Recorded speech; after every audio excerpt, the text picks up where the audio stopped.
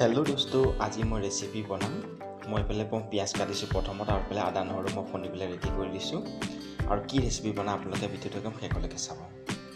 আৰু এইফালে চাওক, মাছৰুম দেখিছে, মই ধুনীয়াকৈ কাটি ল'লোঁ, সৰু সৰুকৈ কাটি লৈছোঁ। আৰু মাছৰুমটো কি হয় ন, অকণমান টাইম গৰম পানী দি ভিজাই দিব লাগে। অকণমান টাইম গৰম পানী দি ভিজাই থ'ব, ঠিক আছে, উতলা গৰম পানী দি। কাৰণ প্ৰথম মাছৰুমটো কি হয়, অলপ টাইম ভিজাই থ'লে ইয়াৰ মানে ক'লা পানী এটা ওলায়। এই পানীটো ধুনীয়াকৈ ধুই পেলাই দিব লাগে। পেলোৱাৰ পিছত ইয়াক ফ্ৰাই কৰিব লাগিব। আৰু কেনেকৈ ফ্ৰাই কৰিম ভিডিঅ'টো একদম শেষলৈকে চাব। আৰু যদি মোৰ চেনেলত নতুনকৈ ভিজিট হৈছে তেতিয়াহ'লে এটা লাইক, এটা কমেণ্ট আৰু এটা ছাবস্ক্ৰাইব কৰিব নাপাহৰিব। আৰু এইফালে বনাই আছোঁ দালি। এইফালে মই ভাতকেৰেলা দিছোঁ, এটা বিলাহী দিছোঁ, আৰু ধুনীয়াকৈ দালিটো মই উতলাই লৈছোঁ হালধি নিমখ দি পেলাই। এতিয়া দালিটো ধুনীয়াকৈ সিজাৰ পিছত মই ইয়াক ধুনীয়াকৈ তেল মাৰি পেলাই ছাইড কৰি লওঁ। তাৰপিছত মই মাছৰুমটো বনাম। আৰু এইফালে মই দালিখিনি তেল মাৰি কেৰাহীটো মই খালী কৰি ল'লোঁ। এতিয়া মোৰ কেৰাহীটো গৰম হৈ গৈছে, মই ইয়াত দিছোঁ মিঠাতেল। তেলটো অকণমান সৰহকৈ দিব। তাৰপিছত মোৰ তেলখিনি গৰম হৈ গৈছে। এতিয়া মই কি কৰিম, আদা নহৰু আৰু পিঁয়াজখিনি মই একেলগে দি দিম। দিয়াৰ পিছত এতিয়া কি কৰিম, মই ধুনীয়াকৈ ফ্ৰাই কৰিম। অকণমান ফ্ৰাই কৰিব লাগিব যেতিয়ালৈকে লাল হৈ নাযায়।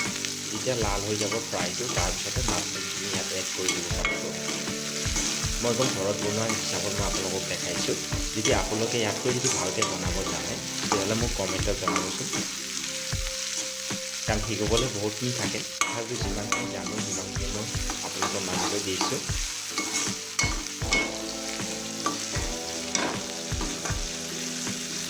ইয়াত যেতিয়ালৈকে লাল হৈ নাযায় তেতিয়ালৈকে ফ্ৰাই কৰি থাকিব, নহ'লে কেঁচা কেঁচা এটা গোন্ধ আহিব।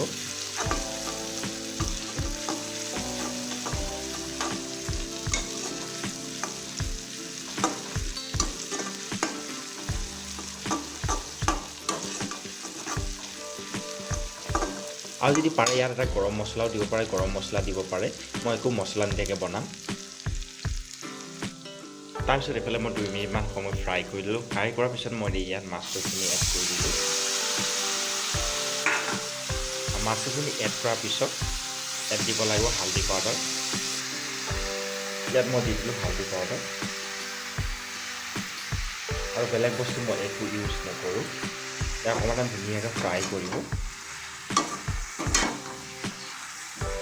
বেছি সৰু সৰু কৰা নাই, কাৰণ ভাজিলে শুকাই যায়। তো সেই গতিকে মই ভাবিলোঁ কি অলপ ডাঙৰ ডাঙৰকৈ ভাজি দিম।